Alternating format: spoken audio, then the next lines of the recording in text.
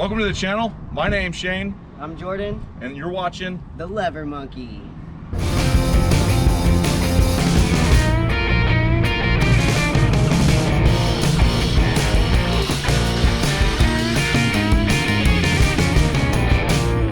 All right, Jordan, right? Yep. All right, we're here today with Jordan. He's an apprentice. He's four-step, right? Yep. Four-step apprentice. We're going to talk to him about his experience going through the union, how he got into the union, and things like that. So let's get started. How did you find out about getting into the union? So I was actually with the laborers, and then I was flagging. I saw the dude on the tractor, and I said, I want to be him when I'm older. So I went up to him and asked him what union. He said, Local 3. His coordinator came out the following week, and I asked her for a business card and how I get hired. She told me to go on Local 3 websites, OE3, and there's an application process. So I went and watched the video. It gives you a code, and then you go fill that in the application. It's a process. It was about 6 months until I got a call to come take a test up at the school. And if I got above 50% past it, I might get a call back for operators. Yeah. Because I remember when I joined, the operating engineers, it was back in '94 is when I actually joined. I graduated high school in '93. I tried getting into the operators in '93 right out of high school, but they only took 3 apprentices. Damn. That's all they took in '93. And in '94, when I actually got in, I went through Job Corps, which is an automatic in if you complete the program there at Job Corps. So Job Corps is a great place to go to get into the operating engineers. It's a sponsored program by the operating engineers in Sacramento.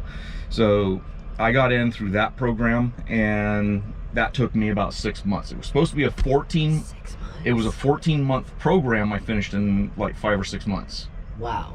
So I recommend that. I recommend that. So, and basically what I did is I went to the instructor and I told him, hey, I'm ready to go out and work. And he said, fine. He wrote my chit and said, you're in the union.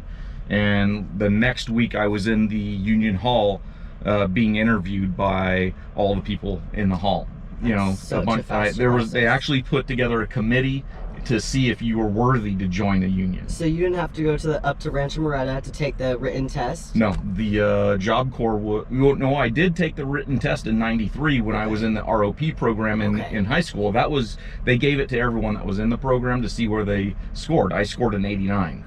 That's pretty high. So, but the problem was at that time there was about 5,000 people on that waiting list to get into the operators. So there was a lot of people with 98s on those tests. So you I mean, carpenters, laborers, I mean, you name it, everybody wanted to get into the operators, because at the time we had the best insurance, we had the best retirement, everything was the best. It still kind of seems to be that way. The insurance between laborers and operators is the same. We both have Blue Shield, so it's the same thing. So anyways, you managed to get in through the introduction process, initiation fees and whatever. Yep, I had to pay the initiation fees, but I couldn't pay those until I finished 6 weeks at that school. Yes. And then I paid my fees, and then I had to put my name on the out of work list. So as an apprentice, you can put your name on out of work list in Fairfield, Sacramento, San Francisco. As a journeyman, you can't put your name on any out of work list. You have to be certified on that piece of equipment to put your name on the out of work list. Also, you have to be, you have what's called a home, like a home base, I guess, your local, or your district, like I'm District 80. I'm District 4. When I sign up for the out of work list, I sign up with District 80, and then if I want to sign up in other districts, I can do that, but that puts me on a C list in those districts. I'm on the A list in District 80. So so when you're in your own district, you get priority over everyone else on the list, especially if you've been through the apprentice program. So they have an A, B, and C list. C list are usually the guys that transfer in or went from laborers and just went straight to being a journeyman, like Jesse did. So we got you in you've got it into the apprenticeship program. You've done your 6 weeks. How was your experience in the 6 weeks out there? Those 6 weeks were awesome. I felt like I was a kid going to college. I met great people out there. The teachers taught you everything every single week, and you had a new piece of equipment you were on. And so by the end of the week, you knew that piece of equipment. Yeah. It was so much fun, and I recommend doing it. Yeah. So what equipment did they put you on? So first week we got scraper all week. Second week I think it was dozer. Third week was loader. Fourth week was forklift. Fifth week was mini excavators, and that sixth week was the skid steers. Favorite was the mini excavator. It was fun. It is everybody's dream to be on that excavator. Yeah. So they just had you. What was it? A Takeuchi cat? It depended, because there was a lot of John Deere out there and they had a lot of cat. There wasn't really any other stuff. So what size was it? Do you remember what the numbers were? I mean, they were small minis. Mini excavators. Okay, Not big old excavators, minis. Yeah. Tiny mini ones. And the skid steers were bobcats, feet controls. Because I know in the training that when I went through, they had larger machines, like 200s and 100 size machines. Not in the training, not in the 6 week course that I went through. You can go back and. But I was when I went in for my 2 week. I still had to go in for my 2 week step up training, and I only did that in my third and fourth step. I didn't do it on my first and second step. So do you still need 4 more weeks? No, because you're already a journeyman. Yeah, I journeyed out. So I qualified on 5 pieces of equipment. My third step I qualified on 2. Okay. Guess what was the first thing I qualified on? Excavator. What? Blade. That was my first. That was my first one I qualified. Guess what the second piece of equipment was? What? Excavator. Those were my. The instructors out there asked me, "Are you serious? You sure? I mean, you're a third step and you want to qualify as a blade hand." I was like, "Yeah." So I was lucky because I had a lot of farm time running an old 12G that was gear driven. That had what they call the knuckle buster, and all that was like 4 controls on each side for the blade control up and down, for each side, the rotation, and the side to side. That's pretty much all there was to it. There was a control for the scar fire in the rear and a push blade in the front, and there was no articulation or anything to the machine. That was intense. And it was gear driven, so there were no hydraulics on it other than the steering. The steering was the only hydraulic on it. Easy. So the reason they called it a knuckle buster is because when you would grab the control, the window that was there was about that far from the handle, okay? So you had to push it into gear, and if you didn't hit it in between the teeth, it would kick back, and then because you're pushing forward, now you got this rhythm of it going pop, pop, pop, pop, pop, pop, beating your knuckles against the window. That's why they called it the knuckle buster. Knuckle buster. So you learned really fast that you did it like this, that you pushed with your hand open, and then you could pull it. So you went through there. You went through your 6 weeks. Did you qualify on anything in that 6 weeks, or is it just basic training and then they send you out in the field? Basic training and they send you on the field. You go pay your dues, wait on the out of work list until you get a call. Okay. And every time I take a step, so there's 5 steps in my apprenticeship. So step 1, when I finished that, I had to go back to school for 2 weeks. Step 2, finish that up, had to go to school for 2 weeks. Step 3, 2 weeks school, and actually, we didn't do the school for step 3. I have to catch up on 2 more weeks. So I have 4 weeks of school that I owe right now, step 4. And I'm only qualified on the loader, the roller, and the paving machine. Paving machine? Really?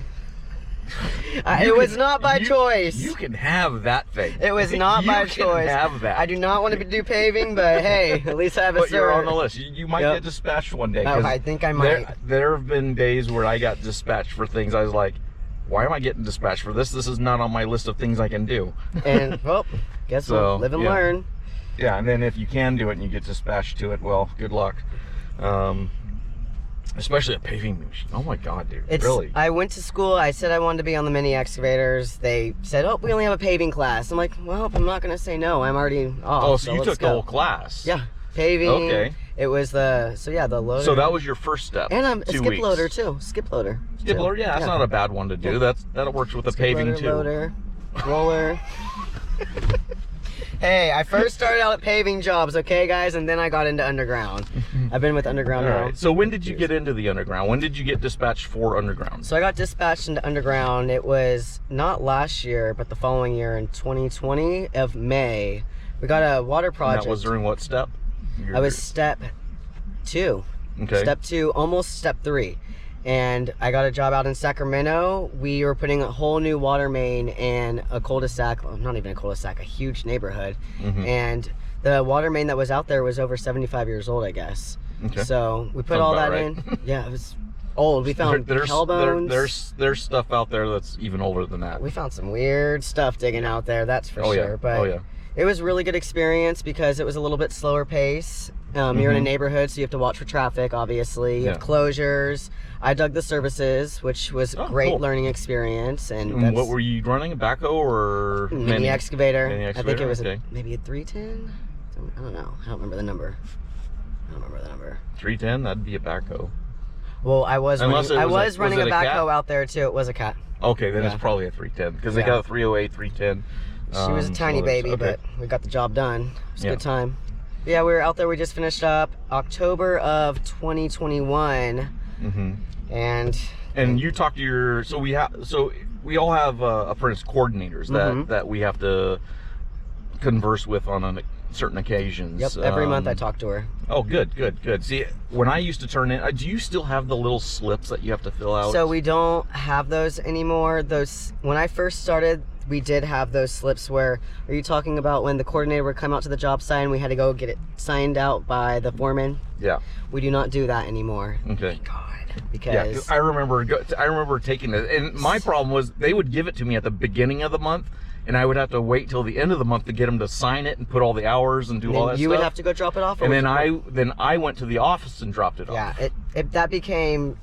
You can't do that, really. We get off at, what, 5 o'clock if we're lucky on Fridays. There's too much technology to say we have to keep doing this. Everything is online now. Everything is online. That's awesome. That really is awesome that they made that change. It's easy if you know how to work the computer. You know what I mean? So, also our time cards. We have to do time cards every single month. See, our list and our time card was one sheet. Nope. Now time cards are online. You have your own student login, and it keeps track for your hours. So I know how many hours I need till my next raise, which is about 400. Oh, that is so awesome! I never knew anything.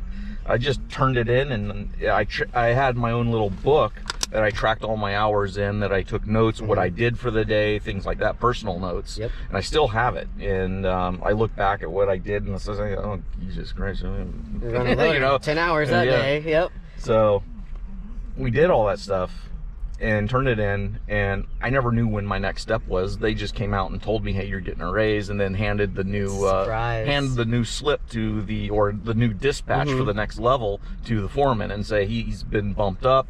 Do you want to keep him, or do you want to? Old school, man. Yeah. Old. Do you want to keep him, or do you want another one that's younger, or the next step down and cheaper? Correct, because I'm getting a pay raise. But they pretty much I always got kept when I went through it. So it was just kind of like companies would want to call me back, but back then when we had a rainy season, it lasted 4 months. Like 4 or 5 months. It was very seasonal back then, and there was no big push to get work done like we have these days. You're in an economy that's booming. We can get to economy later, but anyways, we'll get back to you and instead of me. So step 3, you still need to go get your 2-week class and get some more. And my step 4, because I'm almost finished my step 4. Yeah. And so school has been pushed back because of COVID. So that's why I didn't go when I leveled up with my steps. At the time, they weren't even letting anyone at school, I guess. No, they shut down the whole school. Okay, so they did shut it down. And I've got a buddy that's he's the field supervisor out there. Who? The fuck's his name? He's the field superintendent out there. He runs the whole shit and shebang out in the field. Oh shoot. Okay, I don't know. Big boss then. Bald-headed. Yeah, we went to school. Billy. What was his last name? I don't remember his last name. He's not the dude with the one leg, is he? No. Okay. At least I don't think so. Hope not. Yeah, maybe something happened to him. I don't know. Well, technically, when Apprentice got a hold of him. No, right? The Apprentice got home. Hey. So when I do journey out, hopefully in the next 6 to 8 months, I will not be officially a journeyman until I finish up all of that schooling. They will not raise me up to journeyman pay until I finish. So they won't. There's no.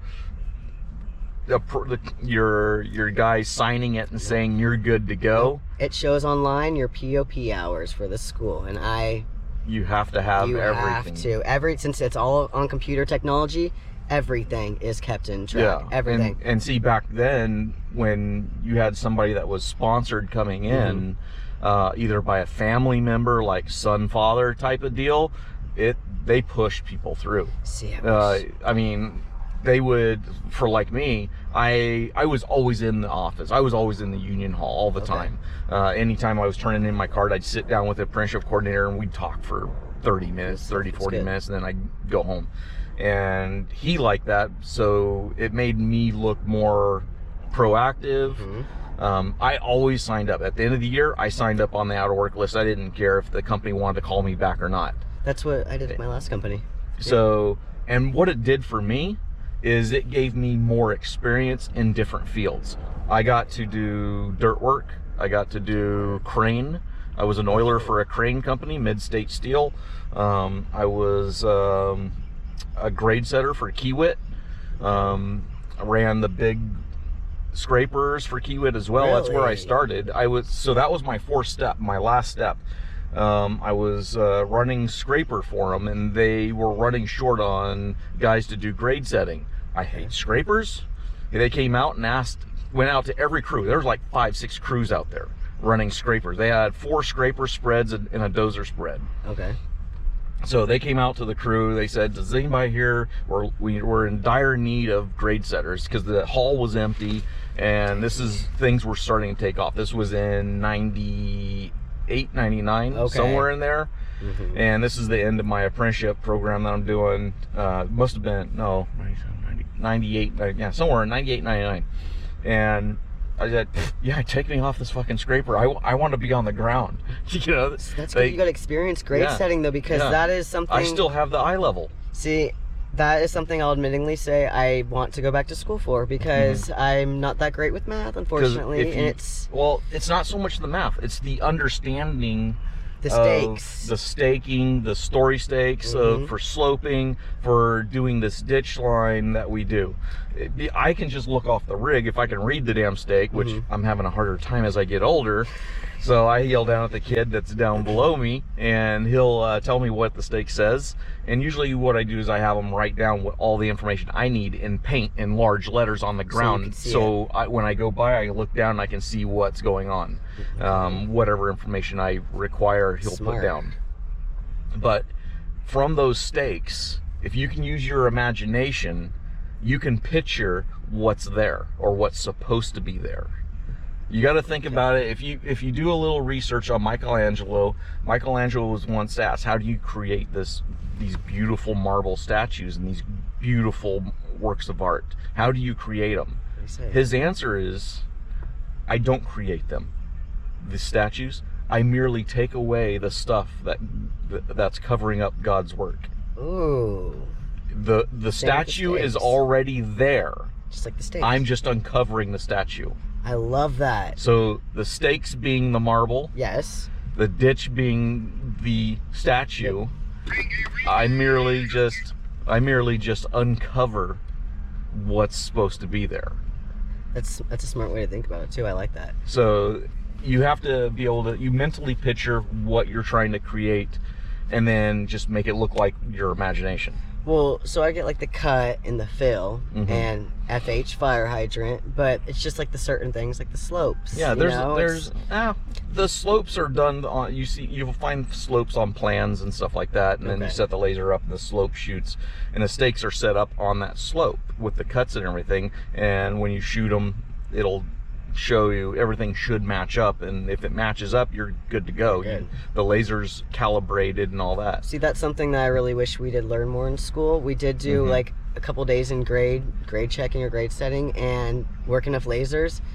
Most of us left that class. Like, when you go back, what do we? For What your the heck? next 2 weeks, request a grade setting class. I think I might, but man, those 2 weeks of grade setting. But you know what? It's something we need to know as operators. So it's something that needs to be done. Yeah, I mean, it got me off of a scraper that I didn't want to be on. It got me into a company truck, and I was working as many hours as I wanted. Really? Because the job was 10 hours a day for the equipment. I stayed an extra 2 hours to do my staking for the next day. Yeah, to get it ready. And then they came to me because I was always so far ahead of the crew, even with just 2 hours after. They came to me and said, hey, we've got these other grade setters that are falling behind. Can you go over and help them? So I was getting up to 16 hours a day. Damn. So they would stay there 2 hours, then I would go over and look at it and then tell them. And this is me as an apprentice talking to a journeyman. Woo, that didn't feel good for them journeymen. I know that. But I mean, you know, most of them were new. I mean, they're pulling people out of the hall left and right, trying to get anyone they can. And so it was also the beginning of GPS. It was the first time I had ever seen GPS back then. And they would come out. They had a plot map of the job site, and I was doing a golf course, doing like 3 holes on a golf course. And they would ask me, okay, what points do you want? Well, give me that one, and that one. Is that all you need? Yeah, I can calculus out all the rest of this shit. I can figure it out off the plans. I know, pull a distance. So you're looking at the plans, elevations, where all you need that to put stuff. the stake. You're looking at the plans for where you need to put the stake. Yeah, so you orient your plans. For me, I actually used a compass to get headings off of map reading. So I'm old school off topographical maps and hiking and stuff like that.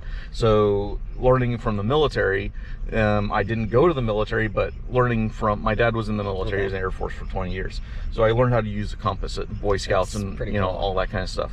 So I was able to say, this is my point, set my compass on it, orient it to north on the plans, orient the plans north, and then figure out what direction I needed to go from the one stake that they gave me. And pull out my my ruler that would tell me how far it is, and then I could pull off that stake, put a stake in, and put the cut on it by shooting that one hub. Dang. And that's how it worked back then.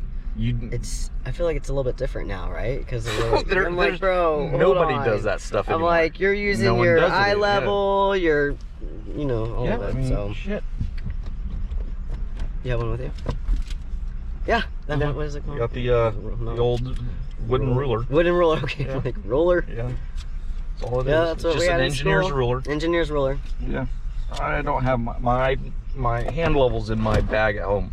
Okay. So, and I haven't touched that bag in years.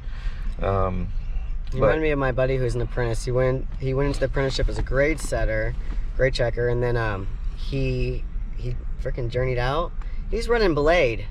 He is running blade. And I had a buddy of mine that journeyed out, and he went into cranes. Dang. My apprenticeship coordinator pushed me hard to go into cranes. I was like, boring. I don't want to do cranes. They travel too much. Yeah, the money is super good, but I just didn't want to do the distance. Going to San Francisco, that traffic, it's not. Or even oil refineries and stuff like that. I mean, also you travel out of state once you get into the larger cranes. Oh, so you you're get always into the gone. Yeah. It's no, I've got my neighbor. He did. He works for Maxim. He started as an apprentice, just assembling the cranes, running all the stuff for the operator. Okay. Then he learned to operate them, but he was more into the assembly and disassembly of the cranes. Yeah, he's a big dude. Fucking yoked. He looked like a linebacker pretty much. Okay. So he started doing that. He became the lead assembler and disassembler on 1,000,000-ton cranes. Huge cranes. I mean, you're talking about counterweights that are the size of a building. Dang, that's freaking cool. And he told me now he is the dispatcher for Maxim. Wow. So he told me worked his way up. So if I want a job, all I have to do is just give him a call. chemical. He'll put me out at the oil refinery, just sitting there as an oiler, not doing a damn thing, chilling, getting paid. I was an oiler over at Chevron for a few months. It was a fun job. It was interesting. Noisy, hot, and weird smells. Very weird smells. Yeah, and did you have to wear the coveralls and all that crap? Yeah, I had coveralls and everything, and the Nomex suit. We always had a random pee test every week. It was great. It was a great random time. pee test every Wednesday. Yep, it was great. They'd pick someone on the crew. All right, you guys better have not had a good weekend. Yeah. Just kidding. It was a good time. No. So, okay, so now you're into your 4th step. Yes. We still haven't been back to your 2 weeks. Nope. And you're here with us now. Not saying company names, but you're back here. You're here with us working. And what's your experience so far out here? It's completely different than anything I've ever been on. When I say I had a relaxing job before, I used to think it was kind of hectic. No. Working in a neighborhood is really relaxing. It's a little bit more slow pace. Out here on these kind of big dirt jobs, this is a pedal to the metal. You're going. Yes. You're, especially right now, I'm on the water pool and I'm kind of like floating around when someone's not here. Were you out here when we started sewer line? When did you come in? I wasn't 3.5 weeks ago, 4 weeks ago. Okay, so you come in at the end of our storm drain. Yep, end of storm drain.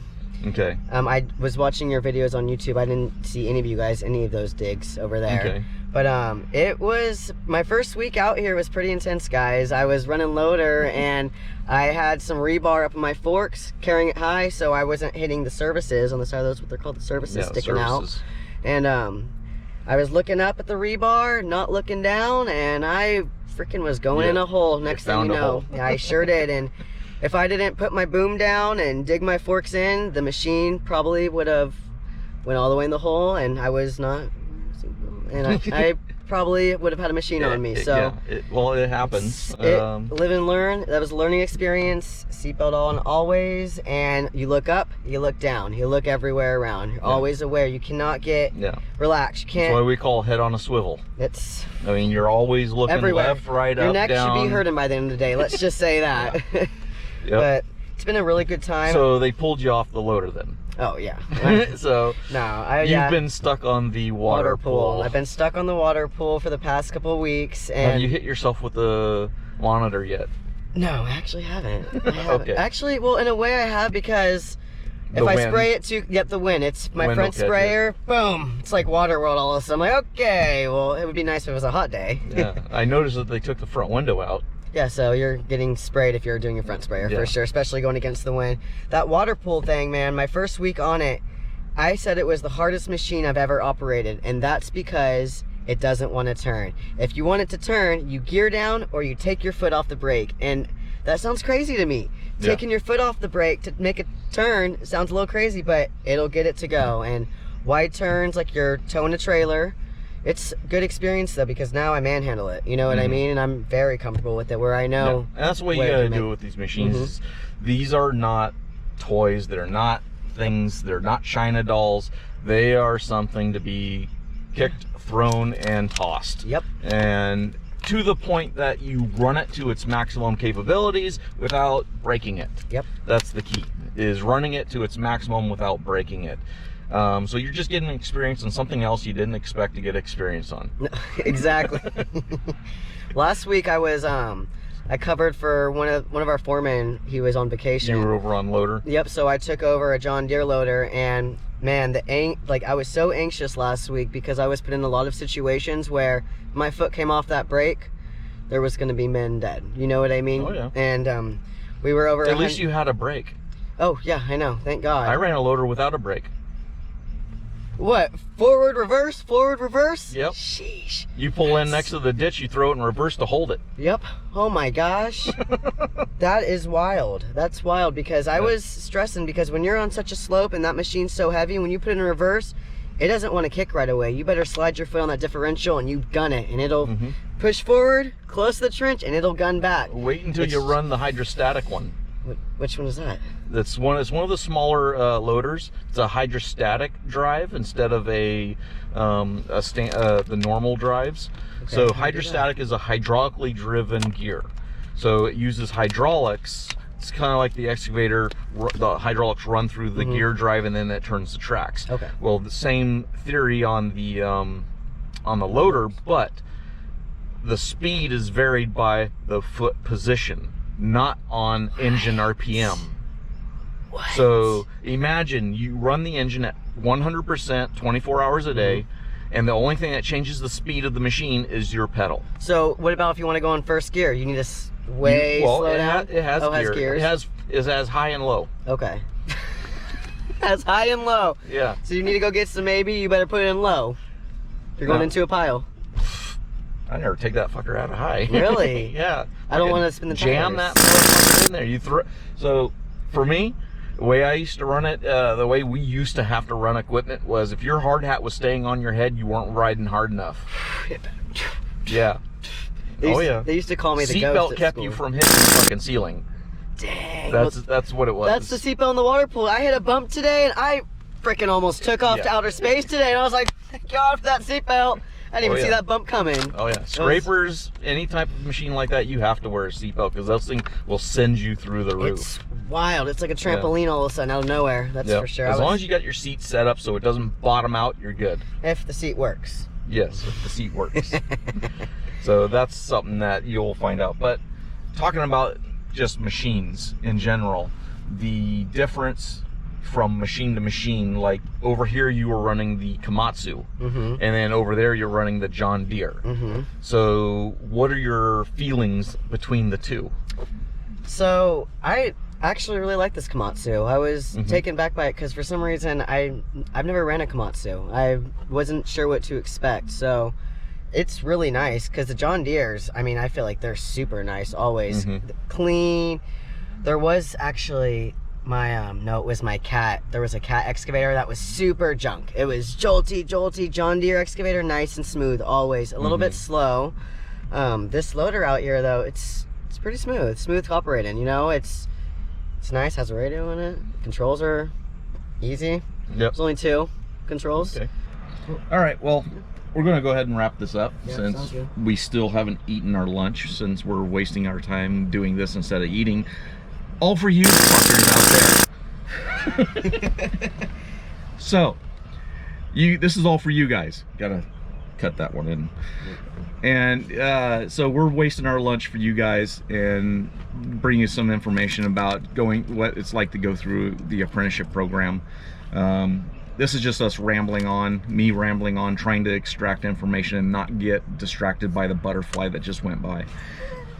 And you know, just a good time. This is just how it is. You get together, we talk and BS a whole lot.